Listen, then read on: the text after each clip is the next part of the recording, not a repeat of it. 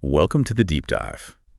Today we're tackling something really pivotal if you're aiming for genuine mastery in English. It's about training your brain to actually think directly in the language. Yeah. You know that feeling, right? You've got the vocabulary, the grammar rules are kind of down. But when it comes time to speak, there's this hesitation, this lag. Oh, absolutely. Like your mental gears are grinding while you translate everything. Exactly. Think of it like trying to run sophisticated software, a new video game on a really old emulator. Right. It kind of works, but it's slow, it's glitchy. You're definitely not getting the full experience. That's a great analogy. And the goal here isn't, let's be clear, it's not about forgetting your first language. Far from it. No, of course not. It's about building like a dedicated mental highway just for English. Yeah. So your thoughts can flow directly, within its own structure when you need them to. Right. It's like moving from constantly needing that translation app when you travel to just instinctively knowing your way around the city. You develop that mental agility, that seamless switching. Precisely. And for those of you already operating at, say, a C1 level, that advanced stage where you have a strong command of English, this shift, this thinking directly in English, well, it's often the key that unlocks truly effortless fluency. It feels like the secret sauce. It really can be. So today, we're doing a deep dive into why this mental pivot is so critical, and maybe more importantly, the practical steps you can actually take to make it happen. Okay, so let's get straight to the why. Why bother with this? It involves some pretty fundamental shifts in how your brain processes language. Right. First off, just think about the sheer drag, the inefficiency of constant translation. Okay, let's unpack that. The translation bottleneck, as you call it. So imagine your brain trying to have a conversation if you're constantly translating. English comes in. Then your brain finds the L1 equivalent. Right. Then it translates that concept back into English to form your response. It's this whole multi-stage thing. Exactly. It's like routing every single thought through an old-fashioned switchboard operator. And that's what causes those frustrating pauses, right? When you know what you want to say. But you can't quite get it out smoothly, yes. Takes longer. It just takes longer. And this delay, well, it directly impacts something called cognitive load. Cognitive load. Okay, what exactly is that? Think of it as the amount of mental horsepower your brain's using at any given moment, your working memory capacity. Got it. Now, when you're translating, you're essentially doing several complex tasks all at once. Like what? Well, you're trying to understand the English coming in, you're retrieving the L1 equivalent, then you're searching for the right L2 words. Okay. You're trying to construct grammatically correct sentences, and you're still trying to keep track of the actual conversation flow. Wow. Just hearing you list those makes my brain feel tired. It is exhausting. And because our working memory isn't infinite, it has limits. Right. This mental juggling act often forces you to simplify. You use simpler sentences, maybe. Which can make your English sound less sophisticated than it actually is. Exactly. And you might find yourself making more little grammar mistakes, and your overall fluency just feels, strained. Yeah. But thinking directly in English, that frees up those mental resources. Suddenly you have more bandwidth, more capacity to focus on the richer stuff. Like nuance or expressing complex ideas. Precisely. Subtle meanings, complex arguments. You're not bogged down by the mechanics of translation anymore. That makes perfect sense. So it's not just about speed, it's about the quality, the depth of communication. Absolutely. What's another big cognitive plus for thinking in English? Okay, another really crucial benefit is minimizing what we call L1 interference. L1 interference. So that's your native language messing things up. Essentially, yes. It's the subtle, often unconscious way that patterns from your native language kind of leak into your English. And it's not just accent, right? No, it's often deeper than accent, though that can be part of it. It affects things like word order. In some languages, the adjective comes after the noun. Right. If you're thinking in that language while speaking English, you might constantly be fighting that instinct, consciously correcting yourself. Yeah, and we've all heard those direct translations of idioms that just sound weird in English. Oh, definitely. Like someone might try to say it makes sense, but their L1 literally translates to, I don't know, it makes knowledge. So that's what pops out. Exactly. It can be kind of funny sometimes, but it definitely hinders clear, natural communication. For sure. So when you're mentally framing your thoughts in your native language first, you're actually reinforcing those L1 patterns in your brain. You're digging those grooves deeper. Right. But when you actively start thinking in English, you begin solidifying in native English patterns. You make those L1 intrusions less and less likely over time. Which sounds like it leads directly to automaticity, something we've talked about before. Yes, automaticity is really the holy grail of fluency. It's that ability to perform language tasks like grabbing the right word or putting together a common phrase without conscious effort. Like driving a car, maybe. Or riding a bike. Exactly. Think about making your morning coffee. You don't consciously think, now I pick up the spoon, now I scoop the coffee. No, it just happens. Fluent English should feel increasingly like that. Effortless. Automatic. So how does thinking in English build that? Well, when you think in English, you're directly accessing English words and, importantly, common phrases, chunks of language. Chunks, right. This direct access strengthens the neural pathways for those specific English items, makes retrieving them faster, more automatic next time. And translation gets in the way of that. It completely interrupts that direct process. Translation forces you to rely on that conscious, step-by-step conversion. You're not letting those direct English connections get strong and automatic. It's like always using training wheels versus just learning to balance. That's a good way to put it. It's a difference between a musician playing from muscle memory and one painstakingly reading every single note. Powerful.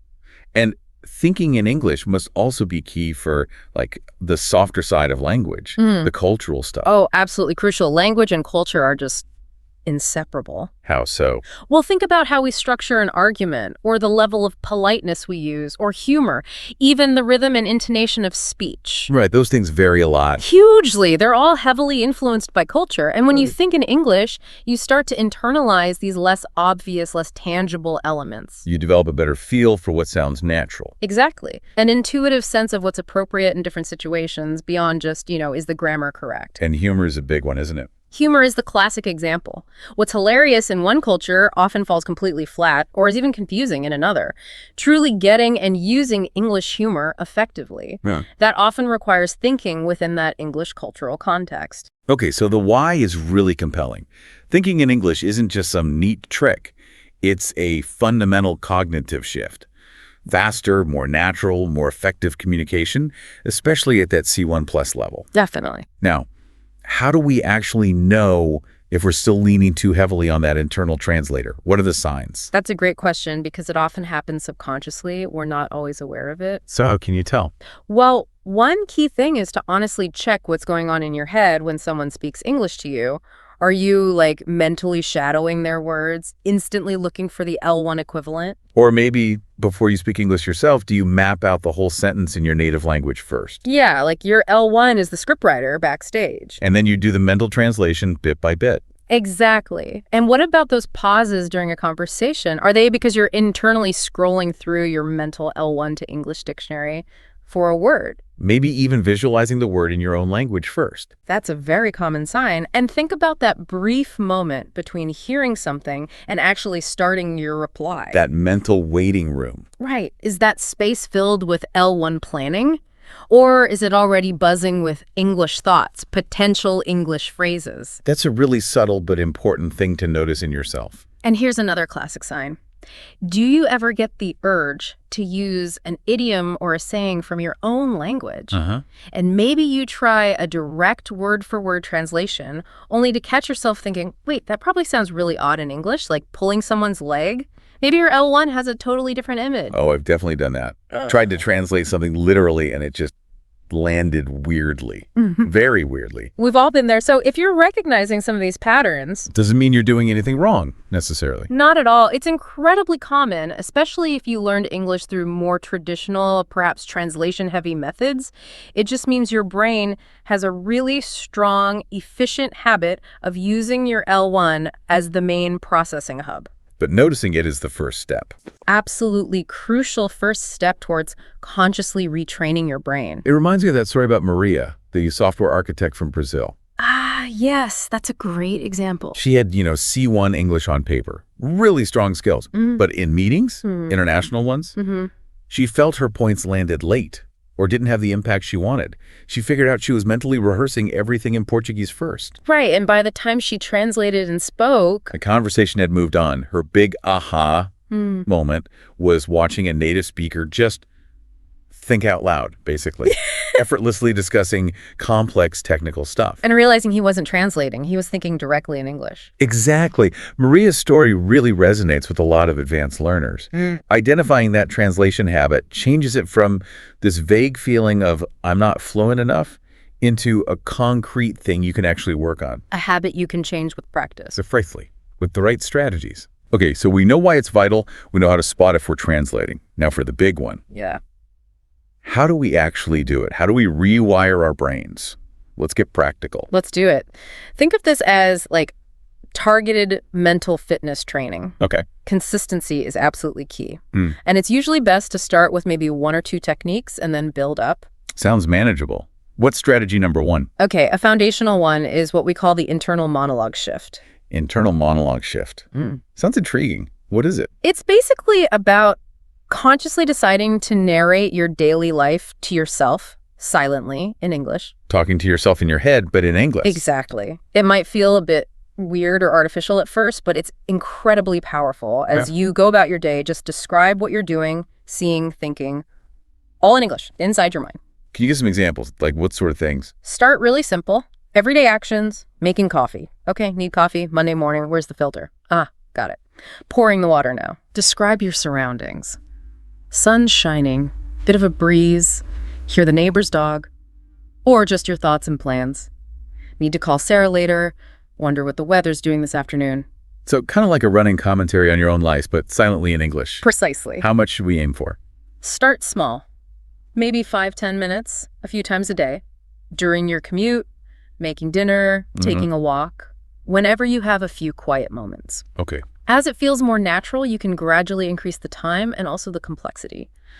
Start debating small decisions with yourself in English. Like what? Should I finish this report now or after lunch? Or summarize an article you just read mentally in English, playing your weekend out in your head. That sounds like a great low-pressure way to practice forming thoughts in English. You mentioned something playful, too. Yeah. Try having mock debates with yourself on totally silly topics. Like? Toast or cereal? Toast is faster, but cereal, more satisfying. It just makes the practice less formal, more fun. I love that. Okay. Internal monologue. What's strategy number 2? Strategy 2 is making a real effort to go English to English. This mainly means ditching the bilingual dictionary as your first resort. Ooh, okay. That might feel like taking the safety net away for some people. How do we do that effectively? When you hit a new English word, instead of immediately looking up the translation in your L1, Yeah. try using an English-only learner's dictionary. There are great ones online. Oxford Learners, Merriam-Webster Learners, Longman. Okay, learners' dictionaries. Read the definition they give in English. Look at the example sentences in English. Then challenge yourself. Can you define that new word using other English words you already know? Can you give us an example of how that works? Sure. Let's take that word pernicious again. Instead of just finding the L1 translation, Right. you look it up in a learner's dictionary. You might find something like, having a very harmful effect or influence, often in a way that's gradual or not easily noticed. Ah, okay. So you get more nuance than just a single translated word. Exactly. You get the context, the connotations, and then you can build on that. Try making English word associations. Wow. For pernicious, you might link it, in your mind or on paper, to words like harmful, damaging, subtle, insidious, gradual danger. Create a little mind map, all in English. So you're building connections within the English language network in your brain. Precisely. Instead of always taking that detour through your native language. That makes a lot of sense. Yeah. Building the web inside English. What's next? Strategy 3. Strategy 3, label your world in English. Mentally or, even physically sometimes. Label your world. How does that work? It's pretty simple, actually. Just start actively identifying things in your immediate environment using their English names. Look around you right now. Okay. Desk, computer, window. Exactly. Mentally label them. But don't just stop at nouns. Include verbs for actions happening. The fan is whirring. I am typing. The birds are singing. Ah, actions too. And prepositions. Describe relationships. The book is on the table. The clock is above the door. So really paying attention to your surroundings through an English lens. Yes. And if you keep forgetting the English word for something you interact with often, you can actually use sticky notes. Temporarily put a note with the English word on your kettle or your monitor or whatever. That's practical. Makes your environment a learning tool. It does. Constant, low-key reinforcement. Okay, great. Strategy number 4. Strategy 4 is about mastering thinking time fillers. Thinking time fillers. What are those exactly? They're those little phrases that native English speakers use all the time when they need just a second to, gather their thoughts before speaking. Because even native speakers need time to think sometimes, right? Absolutely. It's perfectly normal. The key is to fill that brief pause with an English phrase instead of just silence or maybe an sound, or worse, mentally switching back to L1 to plan. Okay, give us some examples of these useful fillers. Sure. Things like, that's a really interesting point. Or, let me think about that for a second. Or, well, off the top of my head, it's tricky to say precisely, but how should I put this? Or even just a simple, let me see. So they buy you a bit of mental breathing room. Exactly. They keep the conversation flowing in English. They give your brain those crucial extra seconds to formulate your response directly in English. You sound more natural doing it. And you sound more natural, more thoughtful. It avoids that awkward silence. That's a really valuable practical tip. Okay, what's strategy number 5? Number 5 is about active processing during immersion. Active processing. So not just letting English wash over you. Right. When you're engaging with English content, podcasts, shows, articles, whatever, don't just passively absorb it. Make a conscious effort to interact with it in your mind, in English. How would that work, say, with a podcast like this one? Okay, good example. Pause it occasionally. Try to mentally summarize the main points you just heard in English. Okay, they were talking about cognitive load and how translation increases it. Or if you're watching a show or a movie, try to predict what might happen next. But formulate those predictions in English in your head. I bet she's going to, kind of thing. Exactly. And after reading an article, take a moment.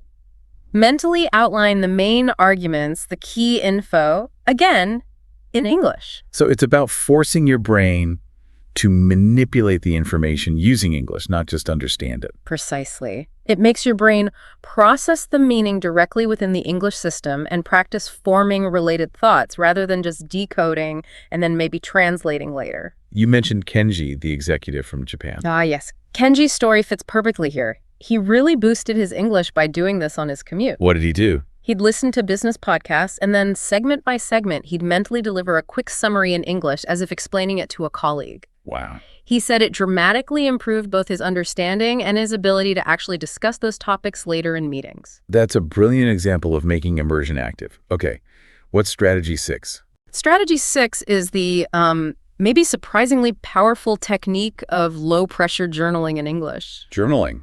Like writing a diary? Sort of, yeah. Yeah. Keep a simple daily journal. Write just a few sentences, maybe a paragraph about your day, your thoughts, feelings, opinions, whatever. And the key is? The absolute key is write directly in English. Don't compose it in your head in L1 and then translate. Try to let the thoughts flow out in English, however imperfectly at first. And don't obsess about perfect grammar. Exactly. Don't get hung up on making it flawless. The main goal here is the practice of formulating thoughts, connecting ideas in English. So it's a safe space, basically. No pressure, no judgment. Precisely. It lets you experiment with sentence structures, try out new vocabulary, and just reinforce that habit of thinking in English as you write. Great. And the final strategy, number 7. Strategy 7 is the full immersion switcheroo. The digital edition, at least. The switcheroo. Sounds dramatic. What is it? Be brave. Change the default operating language on your phone, your computer, your main apps, your social media. Change it all to English. Whoa. That's a big step. It is. And yes, honestly, there might be a brief period of, oh no, what does this button do? Mild panic, perhaps. I can imagine. And maybe double-check your online shopping cart very carefully before hitting confirm for the first few days. Huh. Good warning.